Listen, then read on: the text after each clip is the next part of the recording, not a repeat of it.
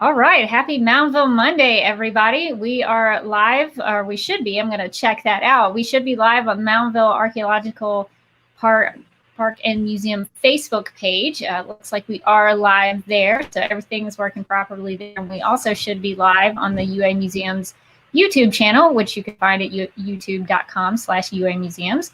So it does look like everything is working as it should be. So feel free to leave any comments for us in either of those locations. All right, well, I will get us started. Welcome to today's Museums from Your Home live stream presented by the University of Alabama Museums. My name is Rebecca Johnson, and I am the Communication Specialist for UA Museums. And with me today is Lindsay Gordon, who is the Education Outreach Coordinator at Moundville Archaeological Park. And Lindsay, I see we have a guest with us today. Would you like to introduce him? Yeah, happy Moundville Monday, everybody. Today we have Dr. Elliot Blair. He looks familiar to all of you because he's been on some of our live streams before, and he's the Assistant Professor and Curator of Southeastern Archaeology. All right, well, welcome back, Dr. Blair. Thank you for joining us again. Thank you for having me. Glad to be here. All right, well, while we are broadcasting live here on Facebook and YouTube, feel free to ask them any questions in the comments. If you have any comments that you would like to add to the conversation, or if you just have some questions that you want to know more about, feel free to leave those in the comment section. And as a reminder, this is live, so anything can happen. So hang in there with us in case we have any issues. And I guess that's going to do it for all of our business. So Lindsay and Elliot, how should we get this conversation started? Well, in some of the comments before, we had some requests for talking about recent research at the park. And I know that's what Dr. Elliot does.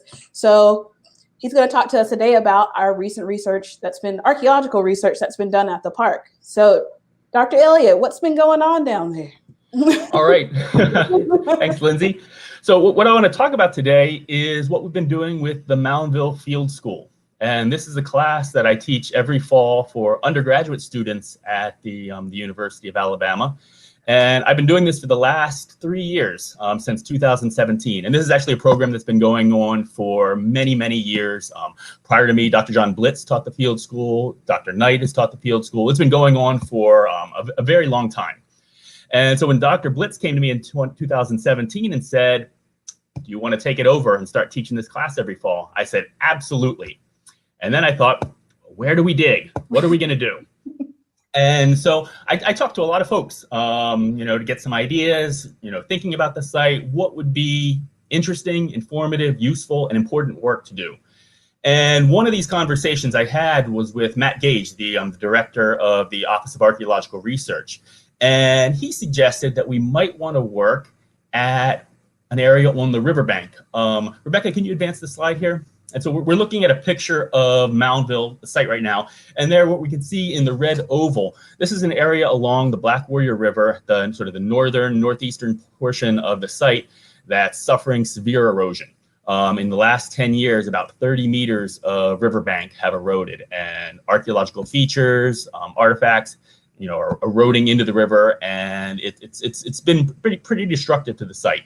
And so in conversations with Matt, we sort of decided that, this would be one of the best, uses of the field school efforts, trying to recover information about this portion of the park before it got lost into the river.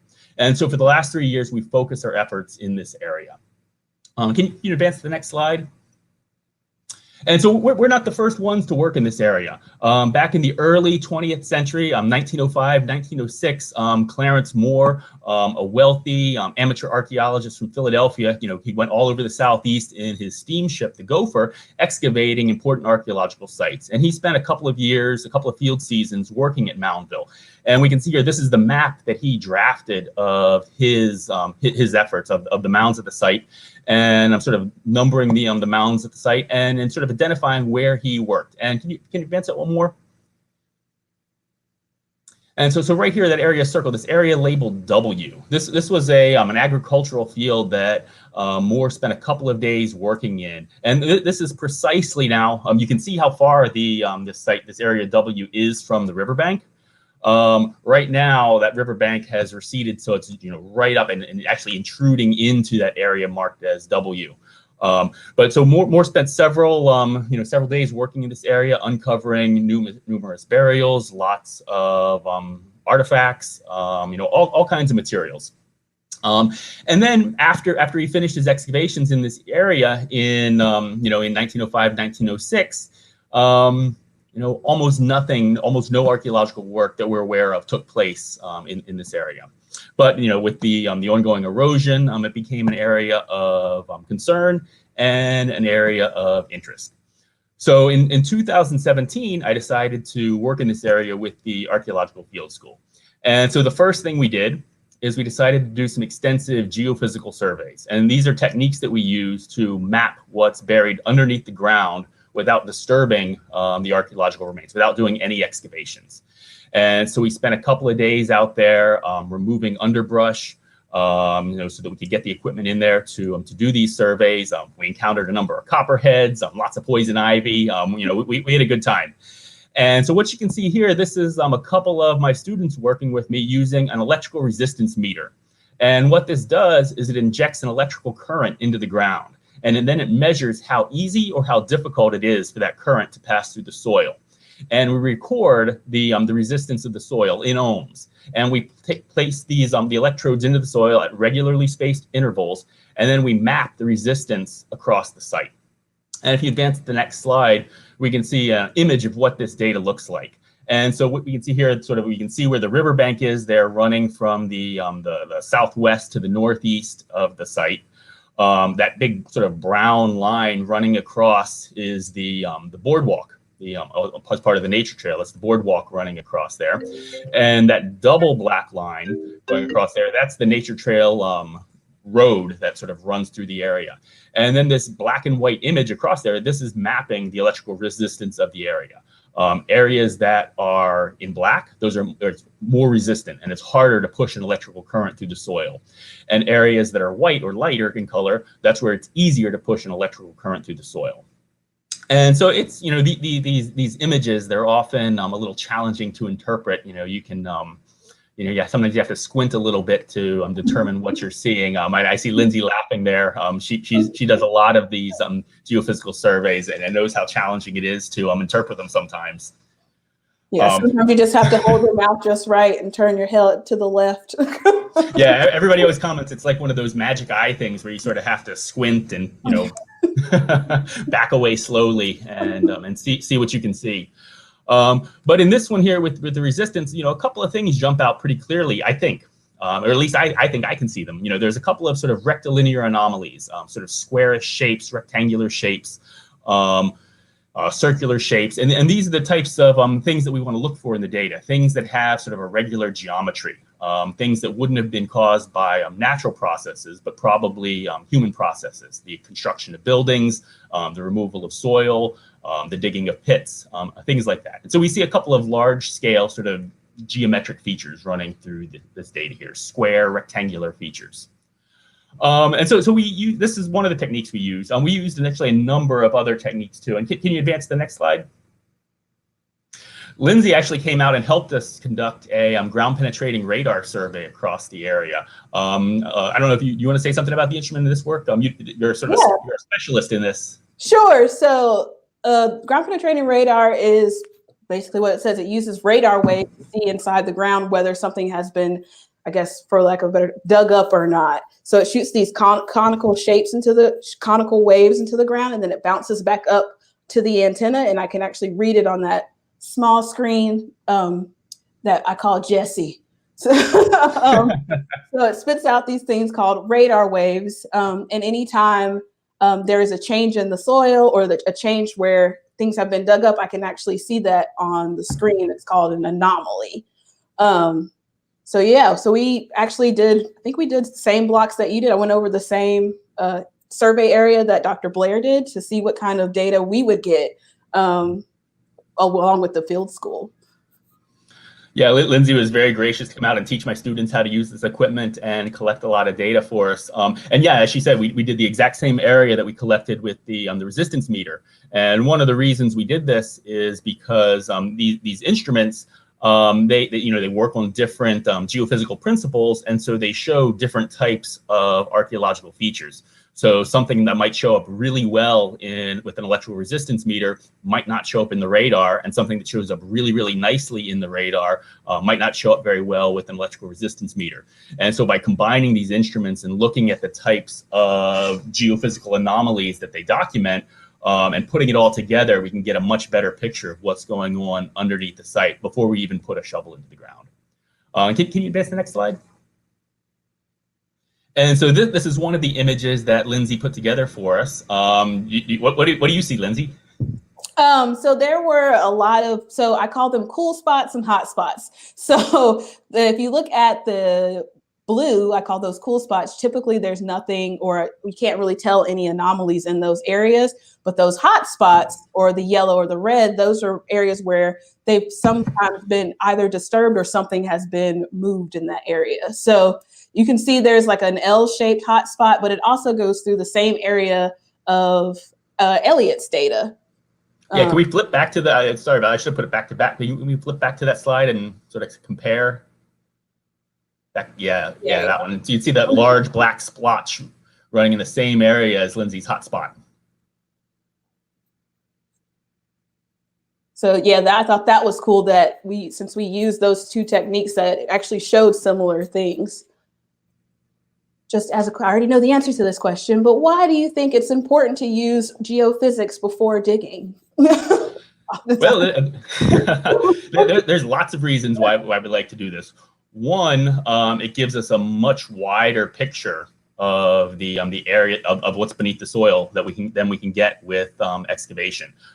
Each of these big squares you can see plotted here, these are 20 meters by 20 meters. Much larger than we could conceivably excavate. We wouldn't want to move that much soil to disturb that much of the site. When you excavate, you generally get a very, very small window into the soil. This gives us a much wider picture. Rather than finding, one fire pit, we can find out where all the houses, all the structures in the area might be located. So it gives us a lot more information very quickly and much more inexpensively than a large-scale excavation would.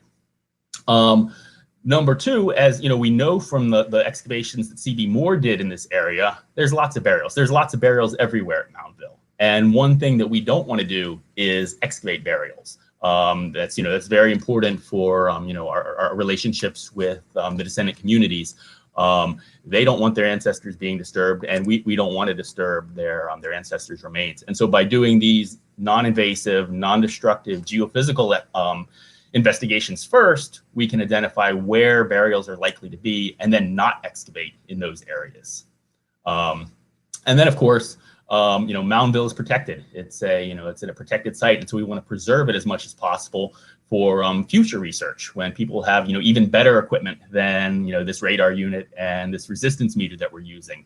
And if we dig everything now, it won't be preserved for better investigations, more technologically advanced investigations in the future. And so this gives us a good window without disturbing it in in any way, and preserving it for future investigations with better technology. So there's lots of good reasons that we like to use geophysical techniques. Additionally, since this is a field school, where I'm teaching students and training them in archaeological methods, we're trying to use a variety of techniques and expose them to all of these different methods. And geophysical survey is becoming more and more important in archaeology everywhere. And so getting students to understand how to use these techniques, why we should use them, how to use them, it's important for their training as future archaeologists. Awesome. Let's go ahead into that next slide. And so we did one more technique. We did magnetic gradiometry. And so this is, we had Tony Boudreau, Dr. Tony Boudreau from the University of Mississippi come over and help us out with our magnetometry survey. This is not a picture of Dr. Boudreau. I couldn't find any pictures of him running the magnetometer, but this is actually another friend of mine, Dr. Christina Freiberg, who came down to visit in December and helped us do some magnetometry surveys at another mound site in the Black Warrior Valley, not at Moundville. So this isn't Moundville and this isn't Dr. Boudreau, but she's using the same instrument that he brought to Moundville to help us out in the 2017 field school. And so what this instrument is it has two magnetic sensors. Actually, there's 4 magnetic sensors in this one. You can see the 2 poles. Both of those contain 2 different magnetic sensors. One at the bottom of the pole, one at the top of the pole. And what happens is they're both measuring the magnetic field in the area. The one close to the ground measures the Earth's magnetic field plus any local magnetic disturbances. And the one at the top measures just the Earth's magnetic field. And so when you subtract them, you get the only thing that remains is some kind of whatever the local magnetic disturbances are. And so these are things that anything that's been burned, if you've been removing or adding topsoil, these are going to change the magnetic properties of the local area. And so these are wonderful instruments for documenting any kind of soil disturbances. Dr. Blitz, who I mentioned earlier, he and one of his graduate students, Dr. Jared Davis, they did some extensive magnetometry surveys across the main plaza at Moundville, detecting numerous structures across that area. And so we're pretty hopeful that this instrument would give us some really positive results in the area by the riverbank. Can we advance to that next slide? All right, and so this is the magnetic data that Dr. Boudreau at the University of Mississippi was able to help us collect. And so what you see here are these black and white spots. The areas in black are more positively magnetic, and the areas in white are more negatively magnetic. And where you have sort of these jumbled sort of white and black splotches sort of mingled together, those often signal the presence of metal anomalies, metal artifacts. So in the southeastern corner of the block, that's actually part of an old chain link fence that we saw on the surface. And we tried to remove most of it, but certainly there's some of the metal from that still present. And some of these other areas of very strong sort of black and white modeling, those are also magnetic features, some kind of modern magnetic trash that was located in the area. But some of these other areas, some of the darker spots, some of the dark spots that don't seem to have the heavy negative feature with them, these are probably indicators of buried archaeological features dating to the Mississippian occupation of Moundville. And so, yeah, so we used all of these techniques across this area just to get a better sense of what was going on, to inform us where we wouldn't want to excavate, and then try to get a better idea of where we might want to excavate. So in that first field season, 2017, after we did all of these geophysical techniques, yeah, actually flip back to the previous slide for 1 second. Thanks. So after we did these geophysical techniques, we decided rather than immediately following up on some of the geophysical anomalies that are present in the area, we were going to place our units directly into the riverbank. And so you can see those 3 2-meter by 2-meter squares that are running southwest to northeast across the corner of one of our geophysical blocks with the same orientation as the riverbank. So we placed 3 units directly into the area that's immediately being eroded, so that we didn't have great geophysical coverage in this area, but it's an area that was the most threatened and most immediately going to be eroded by river action. And so can you advance the slide, please? All right, so this is a group of undergraduate students excavating those 3 units. And so there in the foreground, that is the unit that is furthest to the southwest, and we're looking here to the northeast at these 3 units across the riverbank. And you can see how close to the riverbank we are. And now, part of these units they've completely eroded into the river. We're losing it, very, very rapidly. And so in these excavations, we uncovered lots of pottery, lots of stone tools. We found a copper bead, several pit features that we excavated. But the most interesting and perhaps most significant discovery we had was the differences between these 3 units. And so those 2 units furthest away in the view of this image, the 2 furthest to the northeast, we went through a thin layer of artifact-rich soil, and then we got into sterile sand deposits. No more archaeological materials. But here in the foreground, this very first unit, the one furthest to the southwest, you can see the student there. She's excavating with a pickaxe. That's not our normal excavation tool at Moundville. And the reason she's using this pickaxe, and you can see she's not very deep in that unit, and the units further to the northeast, they're much deeper at this point. She almost immediately encountered a solid layer of clay. a very thick, solid layer of clay that was completely absent in the 2 units further to the northeast. Those went from sort of a sandy loam with lots of artifacts directly into sterile sand. This one we had this thick layer of clay, and this was beautiful clay, sort of a mottled red and blue gray. Can you switch to the next slide? I think we have a profile picture of what's going on here. And yeah, so this is the profile that we documented with this excavation. And so you can see the dark soil at the top, full of artifacts. And then we hit this very thick band of solid clay, mottled blue, orange, red, really pretty but solid clay. And very, very limited in the artifacts that were coming from the clay. And then directly beneath the clay, which you can see there, is a distinct band of bright orange sand. So there's this bright orange sand with the clay directly on top of it. And, as I mentioned, this was completely unlike what we found in the 2 units to the northeast. No clay, no orange sand. They were completely different soils that were present in these units.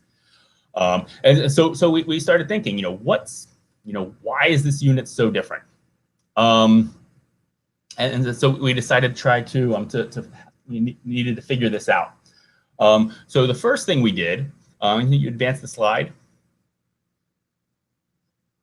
We took some micromorphological samples from this sidewall. And this is my wife, Dr. Rachel Cahigas. She's a geoarchaeologist, and she's collecting micromorphology samples from the sidewall of that unit.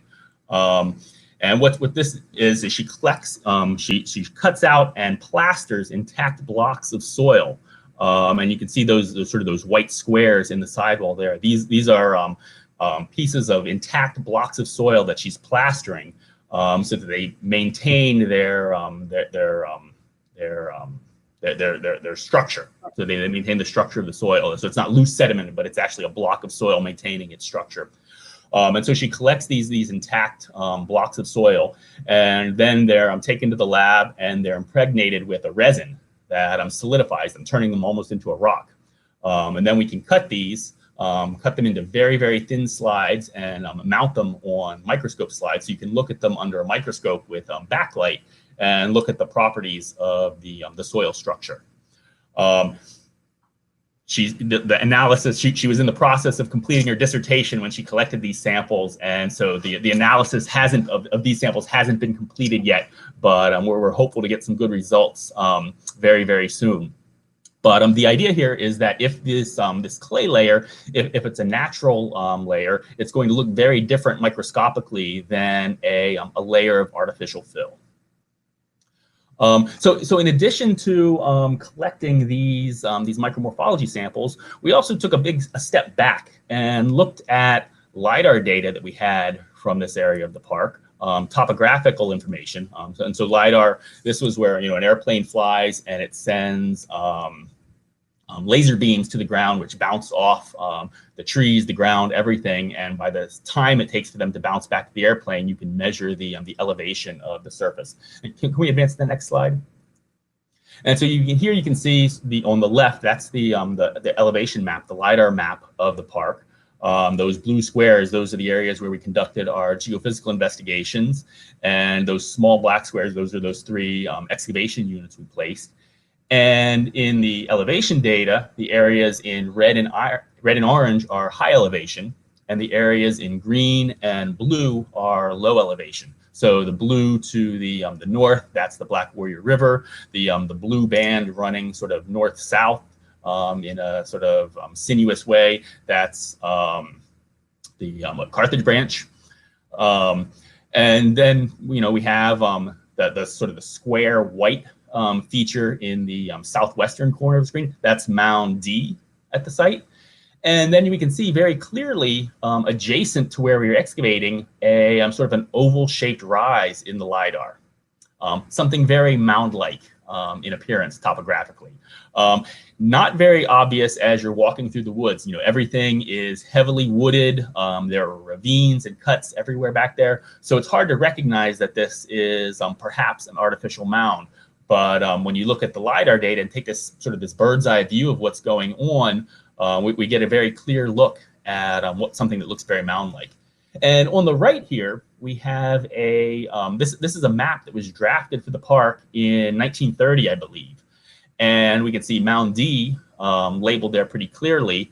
And to the north of that, in the area of this rise in elevation, we have what's drawn as a mound, but one that isn't labeled. So this is, it was identified in the 1930s as a possible mound, but it was never given a mound designation. Where all the mounds are lettered, this is one that hadn't been lettered at the time. A student doing a thesis on some of these smaller mounds around the park a number of years ago unearthed a list of mound volumes, though, that documented this area and had tentatively designated it as Mound Z. And so we've been going with that designation, since we sort of identified this in the maps, and been calling this feature Mound Z. We have this this rise in the LiDAR, this mound that was mapped in the 1930s but never confirmed. So we were thinking that perhaps this clay deposit that we found in our unit in 2017, perhaps this was associated with the construction of this possible little documented mound. So for our 2018 field school, we decided we needed to get a better look at what was going on stratigraphically in this region to try to confirm whether or not this in fact was an artificially constructed mound or if it was just a natural topographic rise. Can we advance to the next slide? All right, so sort of zooming in here on that rise in the LiDAR. So this is the LiDAR, the elevation map, and you can see those three units, unit A, B, and C. Those are the ones that we excavated in 2017. And then we did two things in our excavations in 2018. We excavated three smaller 1x1 units moving southward from where we documented the clay deposit in Unit C, moving up the slope in the direction of Mound Z. And the purposes of these excavations were to get some nicer windows into what we might call the toe, or sort of the apron of Mound Z, to get a better look at the stratigraphy, whether there did seem to be any evidence of artificial construction. And then we also wanted to get a better picture of what this clay deposit was doing as we actually moved onto the mound. And for that, we did bucket auger tests using small handheld bucket augers to very small, about 3 inches diameter, auger tests to recover soil, to screen for artifacts and look at the soil matrix. And so all those stars that are laid out there, those are the 2 transects in bucket auger surveys that we did across the site, moving southward from our Unit C up to about the midpoint of the mound, and then making a right-hand turn, moving up towards the summit of this rise in elevation. Can we advance to the next slide? Yeah, so here are a couple of my students working on this Auger survey. There to the left, you can see a student using this auger to core into the ground, and there to the right there, they're screening this material and documenting the soil texture, color, and recovering any artifacts that were obtained. And so what this showed us is this clay deposit, rather than being something capping the mound, a construction layer that would have been spanning the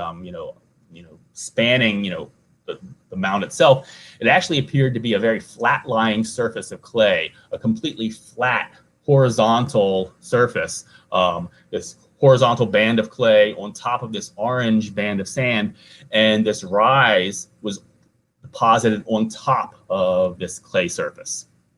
As we moved onto the mound itself, the soil on that rise loaded with artifacts, lots of ceramics, lots of stone tools, lots of pieces of shell, mussel shell from the river, lots of material suggesting that this was an anthropogenic rise, not a natural hill.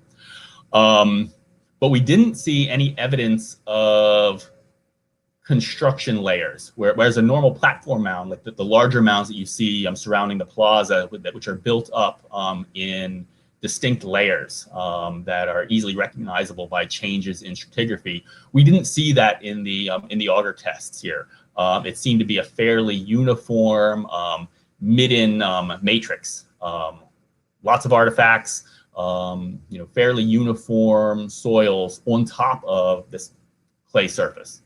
So it seems to be perhaps a midden mound, a mound associated with refuse deposits and residential activities, not a constructed mound for a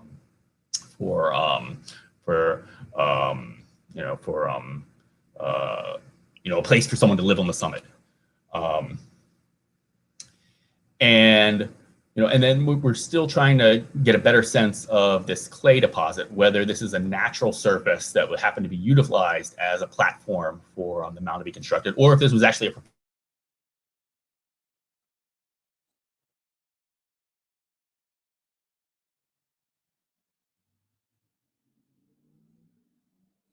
Hey, Dr. Blair, you still there? Yeah, it looks like we might have lost him a little bit. He froze up. We'll try to get him back. Hang on a second. Okie dokie. So, Lindsay, while we try to get Dr. Blair back in, were there any things that he was talking about in terms of the work with his students that that you took note of that was maybe something new to you or something even familiar? Yeah, I feel extremely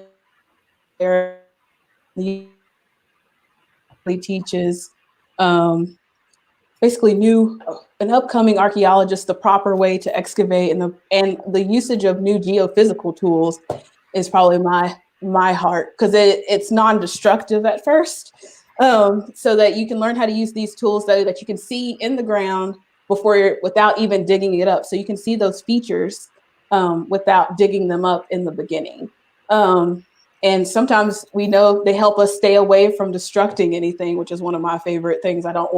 Most people don't realize that archaeology can be extremely destructive, and we don't want to do that at the park. So we do our best to limit that.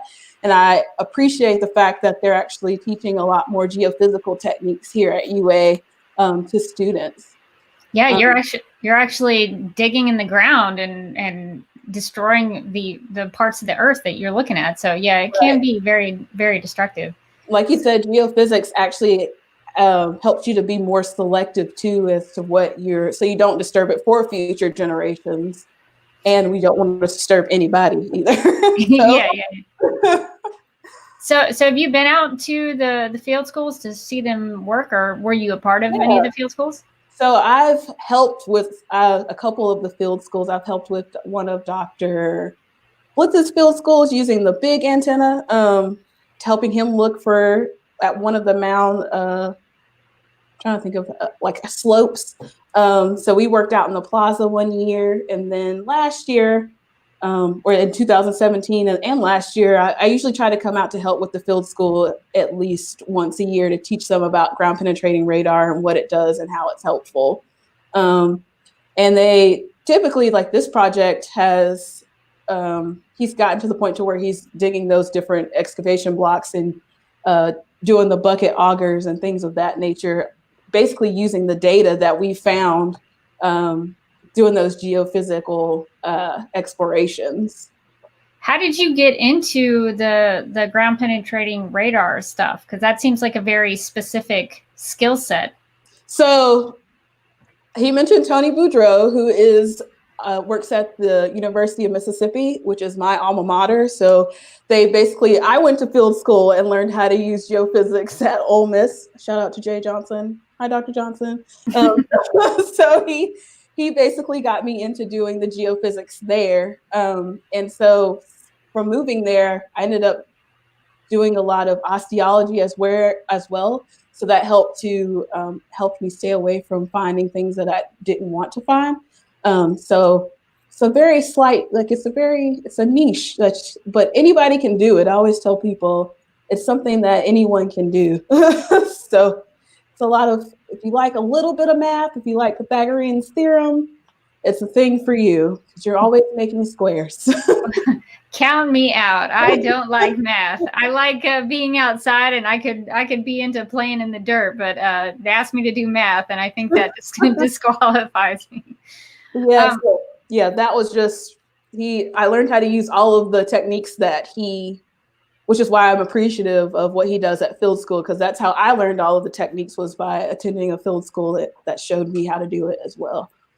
And I think that's pretty cool to do it at Moundville, because it's so, you're not allowed to dig here, except for the field school is the only time that research model is the only research model that's really allowed to excavate, and they have to go through a process before they're allowed to excavate as well. So that's really, to me, special. So, so I was just curious, since you came from the Ole Miss side of things, is it I don't want to say unusual, but like, so the University of Alabama students are able to go and do the field school at Moundville, but where would you have done your field schools? Would there be similar locations like that? Most of the time, field school, you can go to a field school anywhere. I've been to a field school in Belize before that was hosted by UA, but I'm not UA, Ole Miss, but it housed like people from all over. Elliot has a field school at St. Catherine's. I think that's in South Carolina. I don't want to misquote, but and there are people from all over. It becomes like a study abroad kind of thing as well. There are a couple sites in Mississippi that they host field schools. So most of the time, the host institution has archaeological sites that they partner with to do field schools. So look into it if you're into anthropology, and figure out what you would like to do. Some people want to do like me, like I like geophysics, so I stuck with doing some geophysics. And some people are osteologists, so they try to find whatever field school works for them. Some people are into Mayan things, so they'll go to Belize and work in Belize. So it's just all about what you're into, or what you like to do, or what you're wanting to do in the future. As you would pick to go to field school sometimes. That's cool. I guess anywhere internationally, if there's a need for excavations or archaeology studies, I guess you can pretty much go anywhere. Yeah. Well, that's really cool. Well, Dr. Blair, do we have you back? You have me back. I'm sorry about that. My internet went out and it took a little bit to get back, but I made it. That's okay. I just got to pick Lindsay's brain for a second, so that was good. Like it's all right. All right. So I guess we'll hop back into the research side of things. So just let me know if I need to go to another slide. Oh, I was telling you about your field school in St. Catherine's, right? Isn't that in South Carolina? Where is that located? That's in coastal Georgia. Georgia, okay. Yep. Yeah. So before I came to the University of Alabama, my primary research focus was in Georgia, particularly coastal Georgia, looking at sort of late Mississippian and early Spanish colonial occupations in the region. So I did my dissertation work at Mission Santa Catalina de Wally, a 17th century Spanish mission there, and a lot of work on sort of 1300 to 1550-ish, coastal Mississippian occupations too. Cool. And and then came to Alabama and continued the Georgia work, but also have now gotten into some local Alabama archaeology. Awesome. But yeah, you left off talking about the bucket augering that you guys did. Yeah, I'm not sure exactly where I got cut off. Were you able to hear where I was talking about what we found out with the clay with the bucket augers, or did that get cut off? I think that got cut off. You can. Oh, okay. Okay. So what we were able to find with this bucket augering is that this clay deposit that we found in the unit from 2017, it was not a capping sort of construction layer of the mound, but it was entirely flat lying underneath the entire mound. When we did the bucket auger into the summit of this rise in elevation, we found artifact-rich soils going down about 2 meters deep, full of pottery, stone tools, pieces of mussel shell. And then underneath this artifact-rich deposit, we encountered the same clay deposit that we'd found in our excavations from 2017, sitting again on top of that bright orange sand. So, with the auger testing, we're still not sure if this clay deposit, if this is an artificial prepared surface that was laid down before this mounding episode happened, or if this was some sort of natural stratigraphic layer in this area, sort of an older clay sand deposit that happened to have been utilized as a platform for the construction of this mound. But we do know it's entirely flat lying, underlying everything under the And so we're continuing to look at it, doing some more bucket augers in some adjacent areas that have similar elevations, trying to confirm whether or not it's artificial or something more extensive and natural. And then, of course, we have those micromorphology samples that we'll be analyzing soon that should also help reveal what this layer is. The excavation units that we also put in during this field season, the one closest to the riverbank, we were able to get down deep enough that we encountered the same stratigraphic layer. But the other two, moving southward and up the slope, we got too deep before we could encounter this clay deposit, and it became unsafe to continue excavating down more deeply. So we had to end those excavations before we encountered that surface. Can we go to the next slide? Yeah, and so again here, this is just that same image showing that transect of bucket augers and those three smaller 1 by 1 meter units going southward. And so that was what we did in the 2018 field season. So then moving into this past fall, we decided to shift gears a little bit away from the immediate area of this mound and try to test some of these geophysical features that we identified in 2017, trying to get a better sense of what the electroresistance meter was showing us, what the magnetic radiometer was showing us, and what the ground penetrating radar was showing us. So can we move forward? Yeah, and so just what we can see here, this is the radar data, some of that radar data that Lindsay collected for us, and we put 2 units into this area, and these are the 2 by 2 meter units that you can see there plotted on top of the radar data.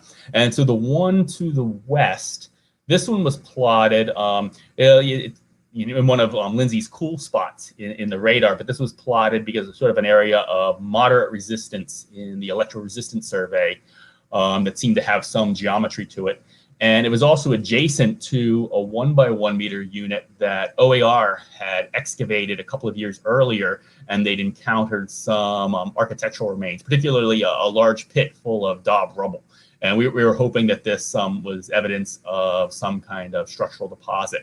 And so we placed the unit here, hoping to encounter parts of a structure. And this unit, we're actually still in the process of excavating. We've had some struggles with COVID-19 and a lot of rain this winter that has made it challenging to finish those excavations.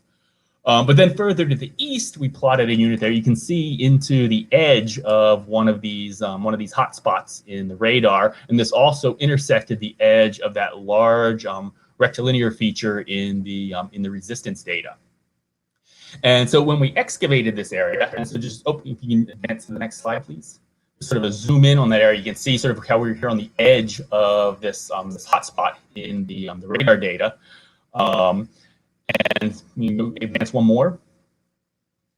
And so this is the picture of our excavations as we were getting started. And so 2 things, well, 3 things I think sort of evident here. One, in the northeastern corner of the unit, we encountered a very distinct pit feature full of pottery, stone tools, pieces of shell, animal bone, some sort of refuse pit that was dug into the underlying sterile sands.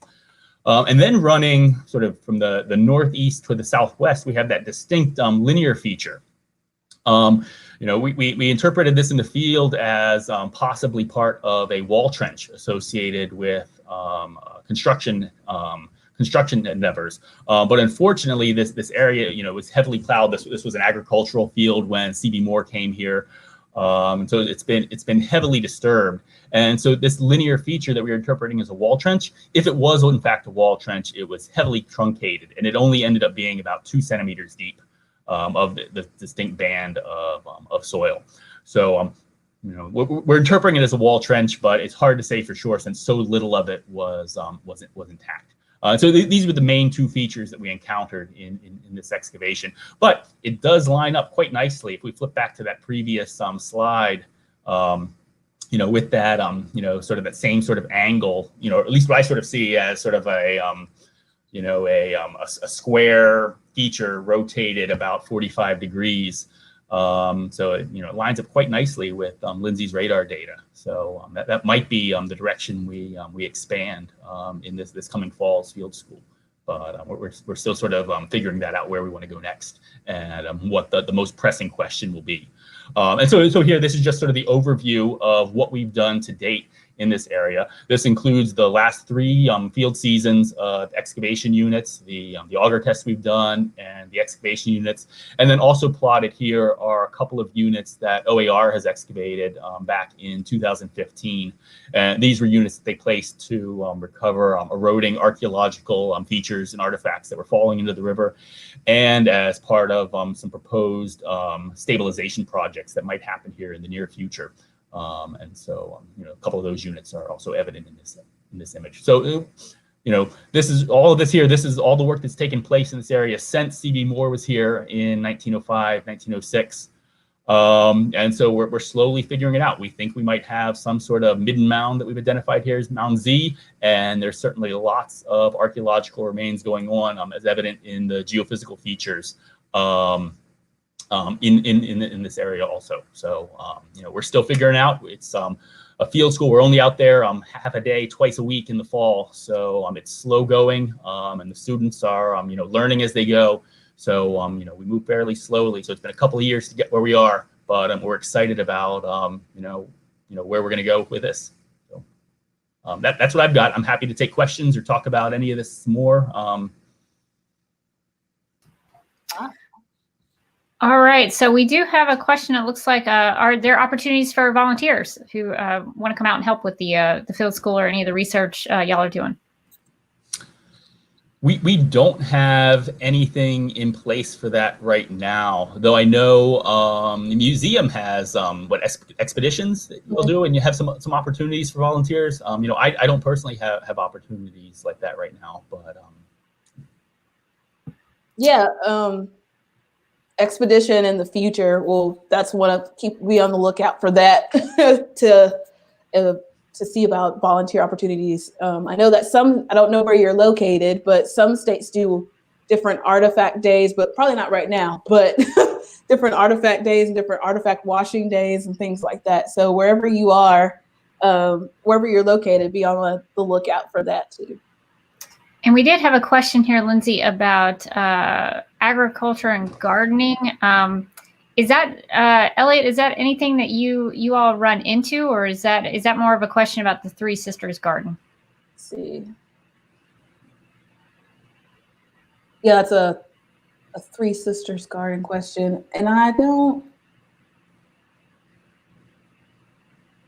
I believe we are going to have some video opportunities for information about the Three Sisters Garden that we have at Moundville Archaeological Park. So stay tuned. Make sure you're subscribed to UA Museum's YouTube channel, and be checking the Moundville Archaeological Park Facebook page, because we are going to talk about the awesome garden that is down there. Yeah, we'll talk about some of those things too. And then be on the lookout for some of the Museum Friday things that we've done. We've talked a little bit about the things that we grow and some of the stuff that we've eaten or we can eat and stuff like that.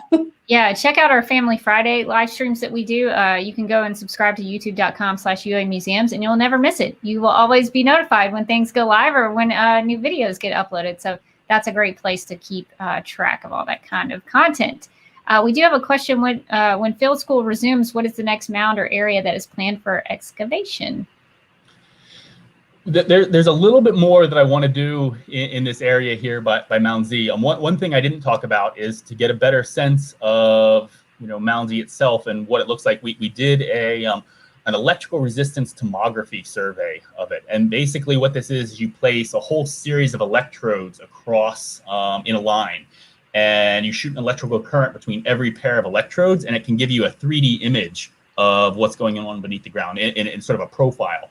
And so we have some profile data of the mound that we're in the process of processing. And I'm hoping to get Lindsay back out there to help me do some more radar along that same profile, so we can compare the radar and the electrical resistance tomography to see what's going on. Beyond that, I'm not necessarily planning more excavations in that area. we're a little behind in the artifact analysis. We were working on that in my lab class this spring, and unfortunately that was cut short. And so we still have a lot of artifacts that we were supposed to analyze this spring that haven't been analyzed.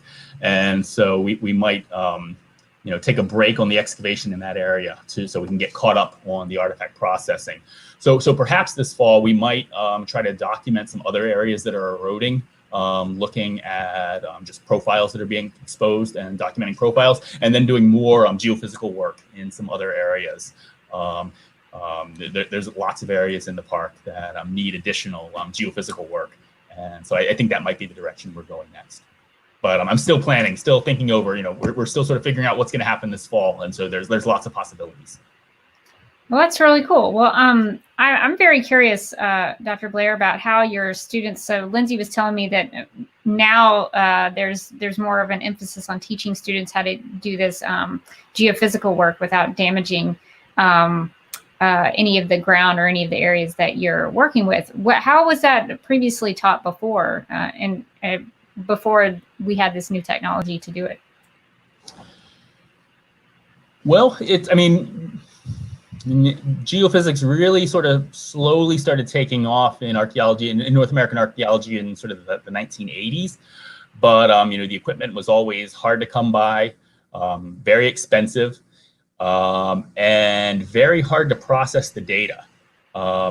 But in the last few years, the equipment has come down in price, and one of the big changes is computers have gotten so much better, so that now you can actually process lots and lots of data and get really, really nice high resolution images, quite easily. And so sort of some of these technological developments have sort of pushed the importance of geophysical techniques forward. So it's becoming much more common, and so much more important for students to know how to use. And then along with that, some of these changes with NAGPRA in the early 1990s, and sort of the move towards more collaborative archaeology, indigenous archaeology, the need to sort of low impact, the importance of low impact on these cultural materials, that are important to and sacred to descendant communities. The ability to do these non-invasive techniques is more and more important. So it was sort of this slow build, and then in the last 10, 15 years, it's really sort of exploded in importance. And so, any CRM firm that a student who, gets a job doing archaeology is going to work for, they're going to be doing geophysical techniques. It's almost become essential to do geophysical work before you put a shovel in the ground. It's just what good archaeology is, doing these techniques first. Recovering as much information as you can before you dig and destroy something. Yeah, that's awesome that you all are able to do that. I guess since we only have a few minutes left, I guess we should start wrapping it up. So Dr. Blair, I'm going to give you the last word. Like, what would you like people to leave this time with us? And what would you like them to leave with in terms of the information that we presented today? So what would you like them to know about the research going on in Moundville? Well, despite more than 100 years of archaeological work at Moundville, there's lots we don't know, and we're learning more and more every day, particularly as we can apply new technologies to to this amazing place, and particularly these non-invasive, non-destructive techniques. They have the potential to reveal incredible amounts of information, while preserving it for the future. Both out of respect for descendant communities and for the possibilities of better techniques, better knowledge in the future. So there's lots we can. Oh, sorry. Go ahead. No, I was just going to say we did have a question. Was going to get you to wrap it up, but now we have a question. So we'll take one more question and then we'll wrap it up here. So for owners of these archaeological ruins, how can we preserve these mounds? Yeah, that's a good question. That's an interesting question. Don't dig into them. But also one thing, you try not to have, oftentimes, they'll grow up in, large trees. You don't want large trees growing out of them. Eventually they'll tip over, die, and sort of rip out large chunks of the mound. You don't want to, denude them of vegetation, because then that also destabilizes them. Grasses and low shrubs and stuff can help stabilize the soil, but having trees growing out of the side on the summit, they're not good for the the long-term health of these mounds. Lindsay, do you have any thoughts on that? Yeah, and even also, I don't know. Again, I don't know where you're located, but also partnering with like local institutions or local, like the Office of Archaeological Research or any local any archaeologist or state institution that typically takes care of sites. Everybody's always willing to help out and help give you more information. So you can reach out to the Office of Archaeological Research, and they'll be more than happy to help you with anything you need. And they'll also be willing to, gather any information that you might have, because that's also important. All right. Well, I guess that's we're going to call it with that question. But thank you for both of you for spending time with us today and helping us learn more about research that's going down at Moundville and a little bit about the field schools. I think that's going to do it for this Museums from Your Home live stream. We'll be doing this every weekday, Monday through Friday at 10 a.m. and each day will feature a different aspect of UA museums. Tomorrow, we're going to be hanging out with the Gorgas House Museum and the Mildred Westervelt Warner Transportation Museum, learning a little bit about history. So if you're interested in that, feel free to come on by. And if you want to know anything about our live stream schedule or links to any of the previous live streams that we've done, our archived live streams, or any of our educational resources that we have, you can go to museums.ua.edu/museums from your home. That's going to be your one-stop shop for all things that we are doing here.